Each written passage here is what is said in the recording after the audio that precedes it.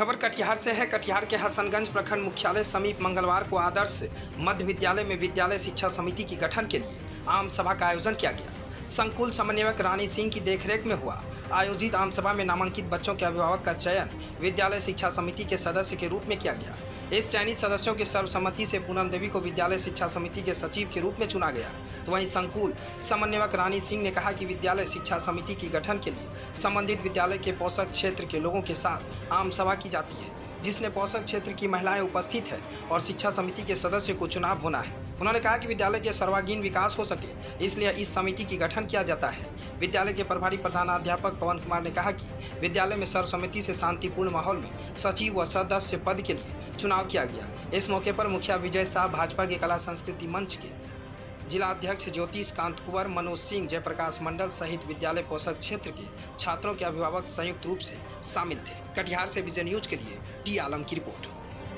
एक आम सभा की बैठक हो रही है, जिसका उद्देश्य विद्यालय शिक्षा समिति के सदस्यों का चुनाव करना है, जिसमें हमारे आदर्श मध्य विद्यालय हसनगंज के विभिन्न पोषक क्षेत्र से महिलाएं यहाँ पे उपस्थित हैं और विद्यालय विकास, हमारा सर्वांगीण विकास किस तरह से हो, इसके लिए ही यह समिति बनाई जाती है और इसी के लिए हम लोग सब यहाँ पे इकट्ठा हुए हैं। किस चीज़ की गठन हो रहा है?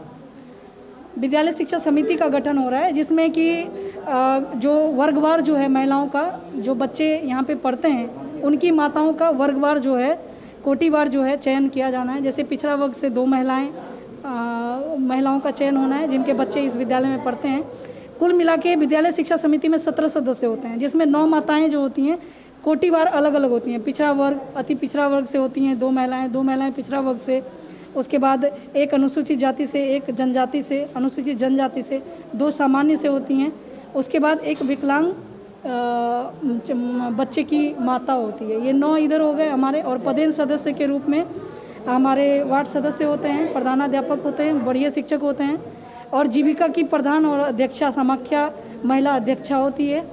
और 9 जो माताओं, जो विभिन्न कोटि से 9 माताएँ आती हैं, उनमें से ही एक महिला जो है विद्यालय शिक्षा समिति के सचिव के रूप में चयनित होती है।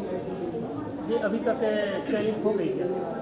अभी 3 कैटेगरी से जो है हम लोगों का चयन हुआ है। जैसे पिछड़ा वर्ग से 2 महिलाओं का अपने लोगों ने चयन किया है अभी, और अति पिछड़ा से भी 2 महिलाओं का चयन कर लिया गया है। और अभी अनुसूचित जाति की 1 महिला लेनी है, तो उनका चयन प्रक्रिया अभी चालू है। परिचय? मैं रानी सिंह, संकुल समन्वयक, मध्य विद्यालय पदमपुर, हसनगंज। विद्यालय शिक्षा समिति का पुनर्गठन हो रहा है आदर्श मध्य विद्यालय हसनगंज में।